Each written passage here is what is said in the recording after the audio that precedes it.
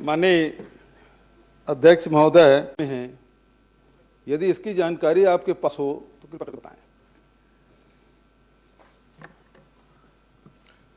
माननीय सभापति महोदय, प्रश्न ही यही था कि इस कालखंड में जनवरी 25 से 31 जनवरी 2026 की अवधि में राज्य के केंद्रीय एवं जिला जेलों में कुल कितनी अस्वाभाविक, मतलब कस्टोडियल डेथ हुआ है, अस्वाभाविक भी ना कहें उसको, कस्टोडियल डेथ हुआ है, तो ये है, तो उसके आधार पर संख्या कुल बता दी गई है। माननीय सदस्य अगर चाहते हैं कि सूची प्राप्त की जाए, वर्तमान में मेरे पास नहीं है, मैं बिल्कुल उनको उपलब्ध करा दूंगा। ठीक है अध्यक्ष महोदय, सभापति महोदय मुझे लिस्ट दे देंगे, लेकिन दो के बारे में तो आप भी जानते होंगे, क्योंकि वो कवर्धा जेल में जिसकी डेथ हुई, पंकज साहू, क्योंकि वो आपके विधानसभा के हैं, क्या ये 66 लोगों में उसके नाम है? दूसरा, जीवन ठाकुर जो कांकेर जेल में बंद थे, उसकी मृत्यु रायपुर में हुई, इसके बारे में जानकारी होगी? जानकारी है तो कृपया करके बता दें।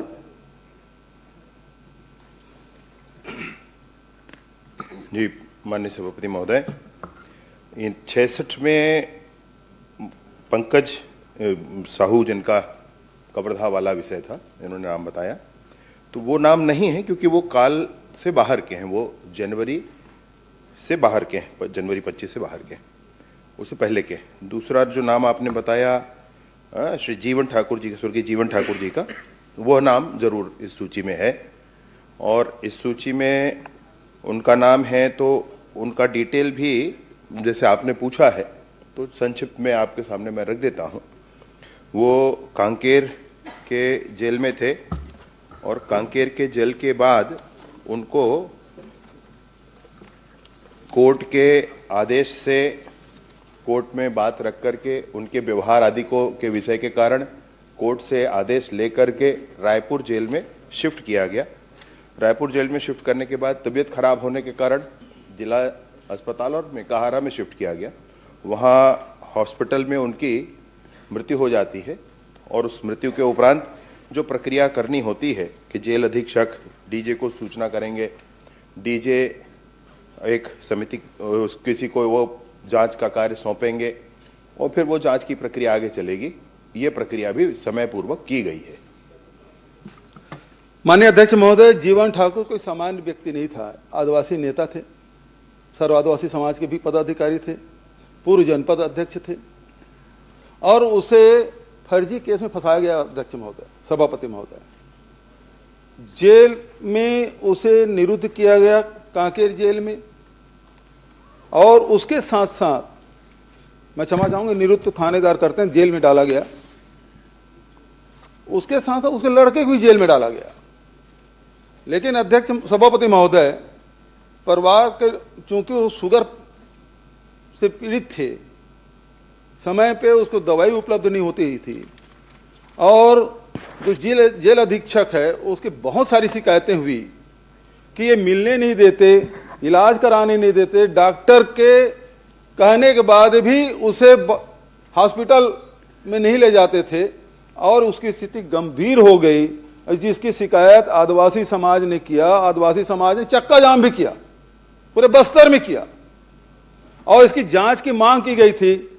और इसमें क्या जांच की गई, जो समाज ने डिमांड किया, उस आधार पे आपके विभाग ने जांच किया, और किया तो क्या पाया गया, किसको दोषी पाया गया, और उसमें क्या कार्रवाई हुई, और नहीं तो क्यों?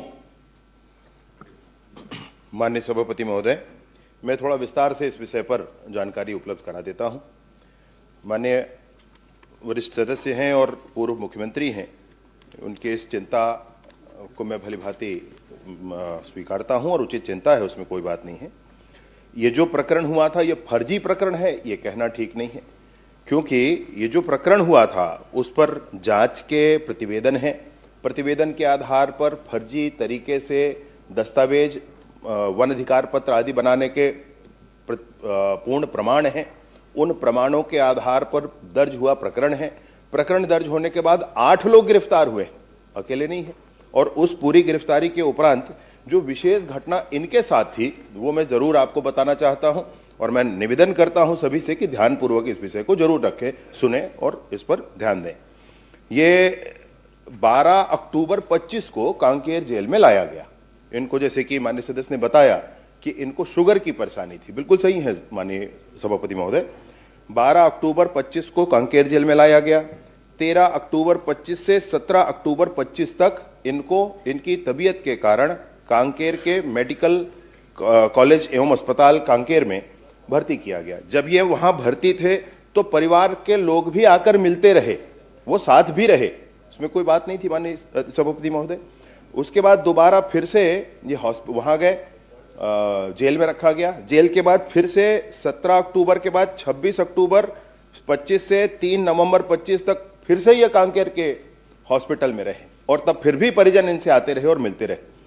सिर्फ परिजन ही नहीं, कांकेर के जेल में बहुत से लोग इनसे आकर के मिलते रहे। जैसे कि माननीय सदस्य ने बताया कि वो एक नेता भी थे और उसके नाते अनेक लोगों से परिचय, और परिचय के बाद उनकी मुलाकात, किसी मुलाकात को नहीं रोका गया, सारी मुलाकातें उनसे होती रहीं।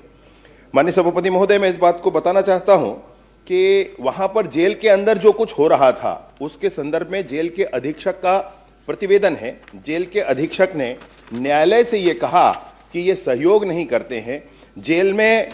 मैं आप एक और बड़ा मसला है जो आपसे कहना चाहता हूं, जेल के डॉक्टर ने ये कहा बार बार कि उनको बार बार कहा जाता है भोजन करें, बार बार कहा जाता है कि ऐसे परहेज करें, परंतु वो परहेज नहीं करते हैं। जेल के अधीक्षक ने कहा कि अपना शुगर बढ़ जाए ऐसी कोशिश में वो बार बार अन्य जो लोग हैं उनसे ऐसी कुछ सामग्रियां जिससे शुगर बढ़ती हो उसका उपभोग कर ले रहे हैं। ये मुझसे नहीं कहा, ये कोर्ट में कहा माननीय सभापति महोदय, और फिर कोर्ट ने ये कहा कि ऐसी स्थितियां अगर बनी हैं जिसके कारण वो सहयोग नहीं कर रहे हैं, किसी भी तरह से शुगर बढ़ गया है ये बता करके वो या तो हॉस्पिटल में जाना चाहते हैं या अन्य अपने प्रयास में लगे होंगे, ऐसा कह के कोर्ट ने, मजिस्ट्रेट ने ये कहा, जुडिशियल मजिस्ट्रेट ने ये कहा कि इनका स्थानांतरण जो चाहा गया है वो कर दिया जाए। तब उनको रायपुर में लाया गया माननीय सभापति महोदय। तो न परिवारजनों के मिलने से, न अन्य गणमान्य लोगों के मिलने से, ना ही उनके संदर्भ में, उनके चिकित्सा के संदर्भ में कोई कोताही बरती गई। हर बार उनको हॉस्पिटल में जब भर्ती कराया गया, स्थानीय उस हॉस्पिटल में लोग जाकर के देखते हैं, डॉक्टर्स जाकर के देखते हैं, तो डॉक्टर्स ने भी जाकर के देखा, परीक्षण किया, उचित दवाइयां दी, परंतु वो व्यक्तिगत तौर पर बार बार ये कहे, इस बात को मैं नहीं कह रहा हूं, ये बात कोर्ट ने कही है माननीय सभापति महोदय। उसके आधार पर रायपुर लाया गया। रायपुर में तबीयत ज्यादा बिगड़ी और वो दुर्घटना हो गई। माननीय सभापति महोदय, बहुत विस्तार से माननीय मंत्री जी जवाब दिए और इन्होंने ये कहा कि वो मरीज नहीं, मंत्री जी कितना भी अच्छा उत्तर दे इसमें तो आप संतुष्ट होंगे नहीं, दोनों वो जो आपने पूछा है उसमें, और आखिरी क्या करेंगे ये भी तय है। नहीं, आप जो कहेंगे वो कर लेंगे। ये आपको कैसे पता चलता है? मतलब ये आप ब्रह्मज्ञानी है सोच के रखे हैं कि हम लोग को जवाब नहीं मिलना है। जो आप तय करके रखें उसको जल्दी समाप्त कर दीजिए, दूसरा प्रश्न है। नहीं, क्योंकि अजय जी बहुत गंभीर मामला है, किसी के मृत्यु का मामला है। कोई व्यक्ति जेल में बंद था, उसकी मृत्यु हुई। माननीय सभापति महोदय, माननीय मंत्री जी ने कहा कि वो शुगर बढ़ाना चाहते थे। कोई ऐसा कोई मरीज मिलेगा सभापति महोदय जो अपना शुगर बढ़ जाए? उसे क्या फायदा मिलेगा? पढ़ा लिखा आदमी था, जनपद अध्यक्ष रहा है, समाज के बड़े जिम्मेदार पद में रहे हैं, वो आदमी ऐसा क्यों करेगा? दूसरी बात मैं उसी पूछ लेता हूं कि सबसे अच्छा देखभाल कौन कर सकता है घर में? अब इसे संयोग कहिए चाहे उनका दुर्भाग्य कहिए, जो भी है, उसका लड़का भी जेल में था। मैं मंत्री जी से पूछना चाहता हूं, क्या वो दोनों एक ही बैरक में थे? क्या एक थे और उसके बाद उसको अलग कर दिया गया? और अलग क्योंकि बेटा ही सबसे ज्यादा ध्यान रख सकता है शुगर पेशेंट का, लेकिन उसको अलग कर दिया गया सभापति महोदय। और दूसरी बात बोल तो किसी से भी मिलने दिया जा रहा है। अनिला भेड़िया जी बैठी हैं, सावित्री जी हैं, सब विधायक लोग हैं, जेल अधीक्षक से रिक्वेस्ट कर डाले, मेरे पास ये प्रतिवेदन है, उसके जीवन ठाकुर के लड़के से मिलना है, ये इन विधायकों से नहीं मिलने दिए गए सभापति महोदय। ये विधायक वरिष्ठ मंत्री ये नहीं मिल पाई उनके बेटे से। आपकी जेल की व्यवस्था क्या है इससे पता चलता है। जब विधायक को नहीं मिलने दिए गए तो फिर बचत लोगों को मिलने कहां सवाल। तो सवाल इस बात का है कि बाप बेटा दोनों एक ही बैरक में थे, अलग अलग थे, और इलाज की क्या व्यवस्था की गई। माननीय सभापति महोदय, मैंने सर्वप्रथम ये कहा कि मैं नहीं कह रहा हूं कि वो शुगर बढ़ाना चाहते थे, ये दस्तावेज कह रहा है, ये दस्तावेजी प्रमाण कह रहा है। वो डॉक्टर का आपको विश्वास हो रहा है इस पे? मेरी बात पहले हो जान दीजिए पूरी माननीय सभापति महोदय। डॉक्टर का लिखा हुआ है, डॉक्टर ने यह कहा है कि वो ऐसा कर रहे हैं, बार बार कहने के बाद भी नहीं कर रहे हैं। यह उस दुर्घटना, उनकी मृत्यु के पूर्व का विषय है। किसी को यह नहीं मालूम था कि इसमें यह होने वाला है, उसके पूर्व यह कहा गया है। और दूसरी बात और फिर आपसे कहूं माननीय सभापति महोदय कि यह भी निर्णय है कि जेल के अधीक्षक ने जाकर के न्यायालय में कहा, न्यायालय ने बयान लिए, न सिर्फ उनके बयान लिए, उनके साथ के बैरक में रहने वाले अन्य बंदियों की भी बयान लिए, और उन बयानों के आधार पर इस बात का निर्णय किया कि उनके साथ क्या किया जाना चाहिए। उनका एक ही बेटा नहीं है माननीय सभापति महोदय, उनका दूसरा बेटा भी है। दूसरा बेटा घर में था और जब वो अस्पताल में थे तब उनके साथ मिलने आया करते थे, घर परिवार वाले सब मिलने आया करते थे। एक बेटा जो जेल में था उसकी बात अगर आप कर रहे हैं तो वो जानकारी मैं आपको उपलब्ध करा दूंगा। बहरहाल वो साथ में एक बैरक में थे अथवा नहीं थे, ये कहना मुश्किल है मेरे। माननीय सभापति महोदय, क्योंकि ये मृत्यु पे लोगों की शंका है, जेल अधीक्षक के जो व्यवहार है उससे पूरे परिवार, पूरा समाज, पूरे जनप्रतिनिधि उसकी शिकायत किए। तो माननीय मंत्री जी से मैं आग्रह करूंगा, आपके माध्यम से मैं निवेदन करना चाहता हूं, क्या विधानसभा की समिति से इसकी जांच कराएंगे, क्योंकि मामला बहुत गंभीर है। एक आदिवासी नेता की मृत्यु है, इसकी जांच की घोषणा करेंगे क्या?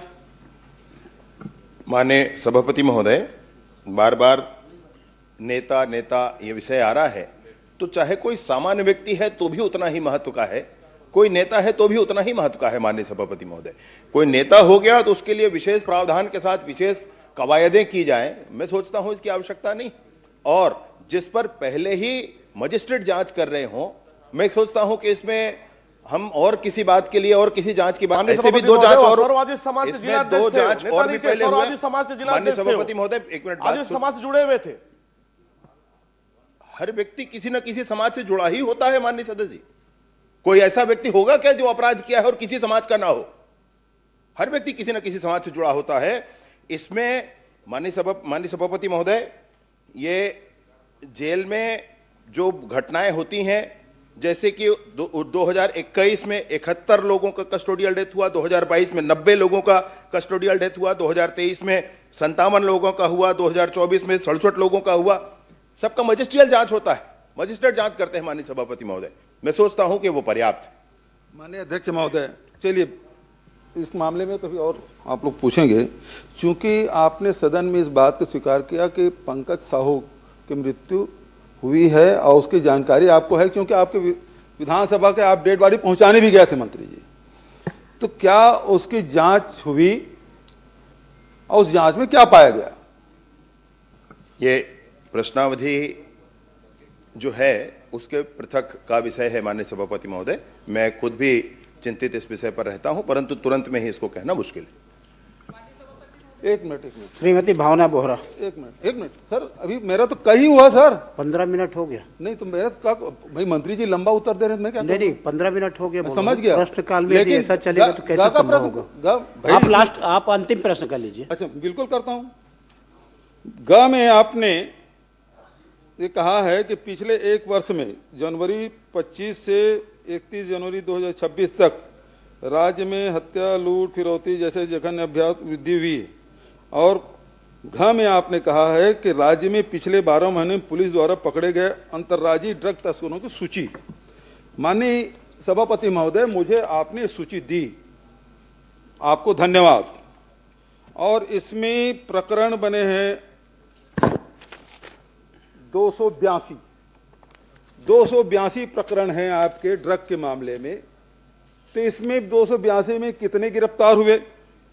और दूसरा, चूंकि सभापति ने मुझे एक ही प्रश्न पूछने के लिए कहा है, इसलिए मैं ये पूछना चाहता हूं कि ये 282 प्रकरण में ये नब्या मलिक वाला प्रकरण इसमें शामिल है कि नहीं, क्योंकि मैं खोज डाला इसमें नब्या मलिक का नाम नहीं है, जो रायपुर में बहुचर्चित ड्रग का मामला है, जो आपकी भी जानकारी है, रेव पार्टी चलाती थी, बहुत सारे वो होटलों में कार्रवाई करती रही है। तो इसमें इस सूची में नब्या मलिक है, मैं तो खोज डाला नहीं मिला। और ये नब्या मलिक कौन है और इस सूची में क्यों नहीं है, इसका विदेश से क्या कनेक्शन है, क्योंकि एक ही बार प्रश्न पूछने के लिए कहा गया मुझे, और इसलिए वो कितने बार विदेश गई, और विदेश गई तो किसके किसके साथ गई, इसका एक साथ उत्तर दे दीजिए मंत्री जी। मैं पहला प्रश्न आपने कहा कि गा के संदर्भ में कि हत्या, लूट और घर बता दीजिए। मैं दोनों ही बता देता हूं, थोड़ा 2 मिनट लग जाएगा, माननीय सभापति महोदय दयालु है। तो गा में जो आपने कहा कि हत्या, लूट और फिरौती जैसे जघन्य अपराधों में 35% की वृद्धि हुई, मैं सदन को माननीय सभापति महोदय बताना चाहता हूं, वृद्धि नहीं हुई, कमी हुई। हत्या इन 13 महीनों में विगत 13 महीनों के बदले 3% कम हुआ। लूट इस 13 महीने में, प्रश्नाधीन 13 महीने में विगत 13 महीनों से 10% कम हुआ माननीय सभापति महोदय। और ये इन 13 महीनों के नहीं, पिछले 13 महीने में तो भाजपा के ही हैं आप कहेंगे, मैं समझ रहा हूं। तो भाजपा के इन 13 मिलाकर 26 महीने, तो भाजपा के कार्यकाल के पूरे ले लें और उसके पहले के 26 महीने ले लें, उसमें भी भाजपा के कार्यकाल में कम हुए माननीय सभापति महोदय। ये दस्तावेज है भाई, मैं उसको बता रहा हूं। दूसरा, आपने कहा इन 282 प्रकरणों में कुल कितने हैं, गिरफ्तार कितने हुए, चालान कितने हुए, आदि आदि। तो 282 प्रकरण हैं, इसमें चालान 206 में पुटअप हो गया है, कुल आरोपी 705 हैं और गिरफ्तार उसमें 662 है माननीय सभापति महोदय। एक विशेष नाम जो आपने लिया, मैं ऐसे विशेष किसी नाम पर ध्यान देकर नहीं कर पाया हूं माननीय सभापति महोदय, परंतु करना जरूर है, ये बिल्कुल मैं आपसे कहता हूं। वो जो नाम आपने लिया, कोई मलिक है, वो मलिक के संदर्भ में भी पूरा जानकारी मैं उपलब्ध करा दूंगा। मैं खुद भी कोशिश करके करूंगा उसको, माननीय मंत्री अगर जी, कुछ जानकारी हो तो सभापति महोदय, चूंकि मैंने अध्ययन किया, इसमें नब्या मलिक का नाम नहीं है, और जबकि पूरे मीडिया में वो रंगा पड़ा है, पूरा उसके नाम बहुचर्चित है। बहुत सारे जो ड्रग है, ड्रग पेडलर है, उसको हम लोग नहीं जानते, लेकिन इस प्रमुखता से सारे मीडिया में, इलेक्ट्रॉनिक मीडिया, प्रिंट मीडिया में चला है, लेकिन इस सूची में वो स्थान कैसे नहीं प्राप्त कर पाया, और नहीं कर पाया तो ये चूक है, और इस चूक के लिए कौन जिम्मेदार है और इसमें क्या कार्रवाई करेंगे, ये बताएं। मैं परीक्षण कर लूंगा, जरूर इसका परीक्षण कर लूंगा। माननीय सभापति महोदय जी, माननीय सभापति, 20 मिनट हो गया, 20 मिनट माननीय सभापति मेरे बहुत ये इसी में उनके क्षेत्र का मामला है, मेरे क्षेत्र का मामला है, थोड़ा बोलने दीजिए। का उनके क्षेत्र का मामला है। के बाद में एक मंत्री जी ने जवाब दिया है। सभापति महोदय, श्रीमती भावना बोरा, सभापति महोदय, आप माननीय 2 मिनट लेना चाहूंगी। माननीय मुख्यमंत्री, पूर्व मुख्यमंत्री के बात पूछना उनका अपमान है। मेरा भी प्रश्न इनके बातों पे ना आइए, इनके बातों पे मत आइएगा। आप उसकी क्षमता पर संदेह कर रही है। थोड़ा सा समय दीजिए। चलिए एक प्रश्न आप कर लीजिए। बिल्कुल, प्रश्न क्योंकि ये करिए। मेरे क्षेत्र का मामला है, सिंगल प्रश्न। और चूंकि भाई प्रश्न काल में आप सहयोग नहीं करेंगे तो प्रश्न काल कैसे चलाओगे आप? मेरा 20 मिनट हो गया है, एक प्रश्न में 20 मिनट। इनको जो है जीवन इसका रिकॉर्ड है, एक क्वेश्चन 1 घंटा हुआ है, एक घंटा के लायक नहीं है, सारे प्रश्नों का जवाब मंत्री जी ने दिया है। सिर्फ एक मामला है, आदिवासी का मामला है, एक क्वेश्चन 1 घंटा चर्चा इसी सदन में हुआ। एक मुख्यमंत्री जी बोल रहे हैं 8 लोगों को गिरफ्तार किया गया था, लेकिन 8 लोगों को नहीं, 3 लोगों को ही, बाप बेटे को और एक वहीं का सरपंच, उनको गिरफ्तार किया गया। और बेटा भी है, उनके मरने के बाद बेटा भी जो है 12/1/2026 को उसकी भी मृत्यु हो गई बेटे की। और जब उनको हॉस्पिटल वहां ले लिया, बिना फिटनेस प्रमाण पत्र के, बिना परिवार को बताए हुए 2/12/2025 को जो है केंद्रीय जेल में रिफर किया गया इनको। जबकि मैनुअल जो है, जेल मैनुअल के अध्याय 12 नियम और 3 और 5 9 के अनुसार स्थानांतरण के पूर्व स्वास्थ्य परीक्षण जरूरी है। ये स्वास्थ्य परीक्षण अनिवार्य है, लेकिन बिना कैदी के परिवार वालों को सूचना दिए बिना जो है उनको जो है वहां रिफर किया गया। ये जो है माननीय सभापति राजकीय महोदय, दायित्व है और कैदी के परिवार को जरूर सूचना दी जाती है, दी बिल्कुल, गई, बिल्कुल लेकिन नहीं दिया स्थानांतरण गया। के बाद दी गई, बिल्कुल नहीं स्थानांतरण दिया के गया। बाद दी गई माननीय सभापति माननीय महोदय। और सभापति दूसरा आपसे एक महोदय- बात और, मैं एक मिनट महोदय, एक एक करके कर लेते हैं। दूसरा जो आपने कहा कि सिर्फ 2-3 को गिरफ्तार हुए करके, मैं नाम पढ़ करके और दिनांक बता देता हूं आपको कौन कौन कब कब गिरफ्तार हुआ है, अगर आप कहेंगे तो। ये और जब यहाँ जो है 7:45 को उनकी मृत्यु होती है, लेकिन परिवार वालों को जो है 4:30 बजे उसकी सूचना मिलती है। परिवार वालों को सूचना, जी 4:30 बजे उनकी सूचना मिलती है। और माननीय सभापति महोदय महोदय, मैं कहना चाहूंगी, माननीय सभापति महोदय, अनौपचारिक सूचनाओं के अतिरिक्त जो पुलिस विभाग की औपचारिक सूचना की प्रक्रिया है, ये उसका बात कर रही है माननीय सदस्य महोदया। जब वहां सूचना लेकर के थाने वाले पहुंचे थे तब आप स्वयं वहां उपस्थित थी। और दूसरा यह है कि ये जो सूचना वहां पहुंचाई गई उस प्रक्रिया के लिए कहा गया है 4-4:30 बजे का समय जो उत्तर में है, वो इसलिए है क्योंकि वो वायरलेस होता है, वायरलेस के माध्यम से थाने में सूचना जाती है और व्यक्ति जाकर के व्यक्तिशः बताता है। इस प्रक्रिया के कारण आजकल मोबाइल है भाई, मोबाइल पर तुरंत सूचना पहुंच जाती है। जी नहीं, मैं कहना चाहूंगी तुरंत नहीं पहुंचना साहब, 5 बजे शाम को सूचना क्योंकि मैं थी जब सुबह घर वाले आए बताए, तब मैं सुबह ही जांच पड़ताल की, तब पता चला कि इनकी मृत्यु हो गई है। जो अब मजिस्ट्रियल जांच है उससे सदस्य संतुष्ट नहीं है, क्या इसे विधानसभा के समिति से जांच कराएंगे? आपसे निवेदन। मैं नहीं जानता हूं माननीय सभापति महोदय, मैं तो नया हूं, आप लोग पुराने हैं, जरा मुझे बताएं कि जज अगर जांच कर रहे हो, मजिस्ट्रियल जांच चल रही हो, तो क्या उसमें यह जांच हो सकती है? क्यों नहीं हो सकती? क्यों नहीं हो सकती? विधानसभा सबसे ऊंचा है भाई। माननीय सभापति महोदय, जब वो स्वयं जांच हो रहा, अच्छा उसका परिणाम आ जाने दीजिए, आपके जांच से उसका परिणाम आ जाने दीजिए, आपके संतुष्टि असंतुष्टि के ऊपर अगली बात कर ली जाएगी माननीय सभापति महोदय।